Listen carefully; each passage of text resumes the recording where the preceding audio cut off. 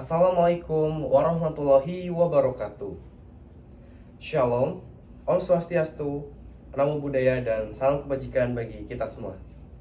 Pertama-tama dan yang paling utama, marilah kita panjatkan puja dan puji syukur kita kehadirat Tuhan Yang Maha Esa atas berkat limpahan rahmat dan hidayahnya sehingga kita dapat membuat video personal branding untuk memenuhi tugas di week 10 dan week 11. Baik, untuk itu langsung saja kita masuk ke materinya, yaitu keunikan sebagai kekuatan. Yang dimana keunikan sebagai kekuatan ini saya ambil dari peran personal branding bagi seorang mahasiswa.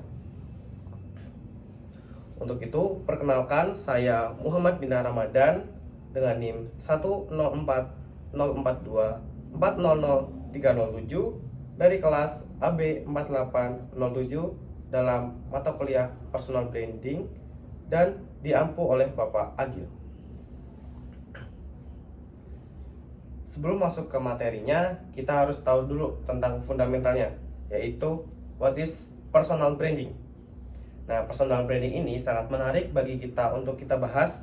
Karena apa? Karena mungkin personal branding ini sudah ada dalam diri kita, namun kita sesekali tidak menyadarinya. Apa itu personal branding? Personal branding adalah cara seseorang untuk dapat membangun citra, kesan, dan identitas yang unik tentang dirinya. Personal branding sesimpel bagaimana cara orang lain melihat diri kita.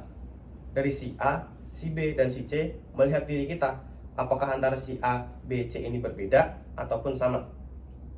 Sebagai contoh yang ada di slide PPT, waktu saya menjadi ketua angkatan di SMA saya, sesimpel orang-orang di angkatan saya melihat saya adalah sebagai ketua angkatan.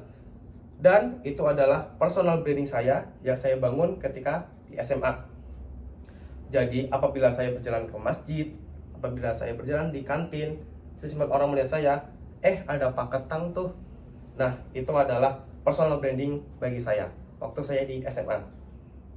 Namun, yang perlu diperhatikan di sini adalah bukan hanya tentang bagaimana kita terlihat dan kita dipandang, tetapi juga nilai, kemampuan, dan karakter yang kita berikan kepada orang lain. Sebagai contoh yang di sini, pada saat saya mengikuti kegiatan yang ada di Telkom University, yaitu memperkenalkan Telkom, adalah nilai, kemampuan, dan karakter yang saya berikan, seperti public speaking, seperti kemampuan dalam saya berorganisasi yang bisa dilihat di foto. Dan waktu di foto itu adalah ketika saya berkeliling ke sekolah-sekolah yang ada di kabupaten saya untuk dapat memperkenalkan Telkom University. Dan sebagai personal branding saya adalah mahasiswa Telkom University yang memperkenalkan Telkom University kepada teman-teman siswa yang ada di kabupaten saya. Nah, mengapa penting personal branding ini harus dimiliki bagi seorang mahasiswa atau harus aware mahasiswa tentang personal branding? Karena yang pertama, mengingat persaingan mahasiswa yang semakin tinggi, baik di dalam bidang organisasi, magang, beasiswa, ataupun bahkan di dunia kerja. Kita harus aware tentang personal branding karena personal branding bisa menjadi salah satu senjata bagi kita untuk dapat mengunggulkan diri dan untuk dapat mengalahkan pesaing-pesaing di organisasi maupun di dunia kerja. Yang kedua, personal branding membuat kita lebih mudah diingat.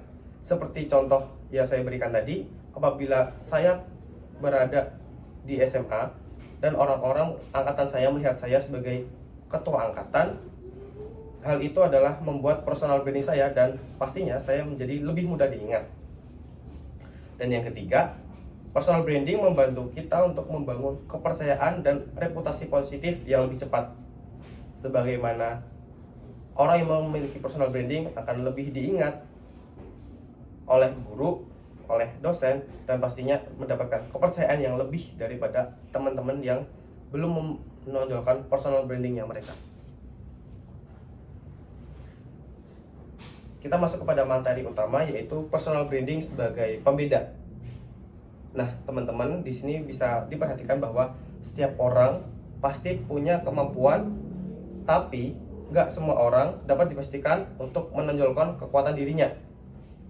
Nah, untuk itulah yang menjadi catatan, apalagi bagi seorang mahasiswa, bagaimana cara kita untuk dapat menonjolkan atau dapat menggali potensi terdalam kita.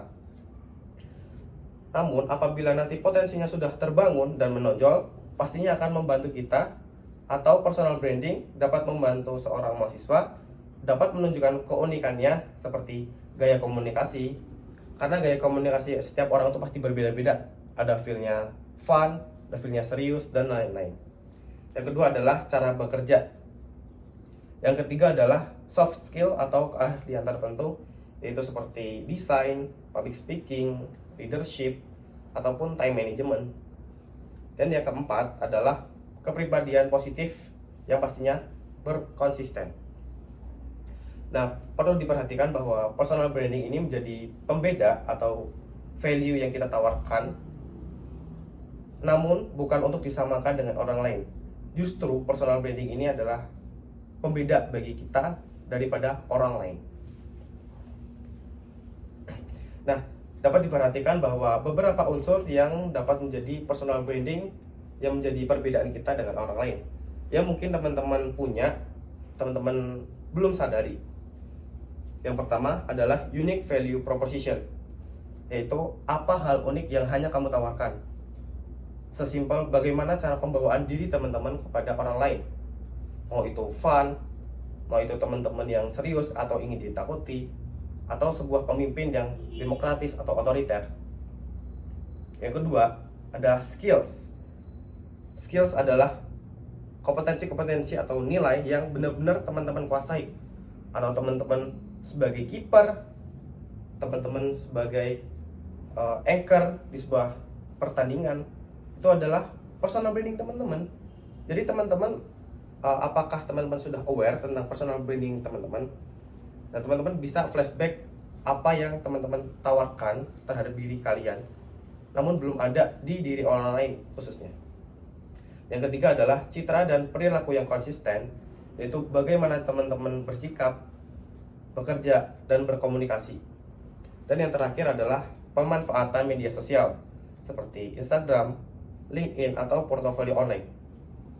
Nah, khusus yang keempat ini adalah pemanfaatan media sosial. Jujur, kita masuk ke study case, saya sering menghadapi atau melihat rekan-rekan saya bahwa Instagram, LinkedIn, atau portofolio online-nya itu masih kosong. Padahal apabila dia mengupload di media sosial atau dia memanfaatkan media sosialnya dengan baik dan benar, teman-teman pasti bakal lebih dipandang atau bahkan teman-teman bisa lebih dilihat portofolio online-nya dari orang lain, atau bahkan nanti dari HRD dari perusahaan-perusahaan terkait. Nah, berikut adalah contoh implementasi personal branding di bidang nyata dan bidang digital. Yaitu teman-teman bisa upload kegiatan-kegiatan teman-teman yang teman-teman bisa banggakan di LinkedIn, di Instagram, ataupun di portofolio online lainnya. Teman-teman bisa upload sesimpel apabila teman-teman ikut kepanitiaan, upload. Teman-teman memiliki prestasi, upload. Teman-teman memiliki hal atau unik value proposition yang teman-teman punya, dan teman-teman rasa dan teman-teman yakin bahwa orang lain gak punya, upload teman-teman, seperti itu. Nah, untuk di akhir sesi saya memberikan sebuah quotes yang saya temukan, yaitu be bold or italic but never regular.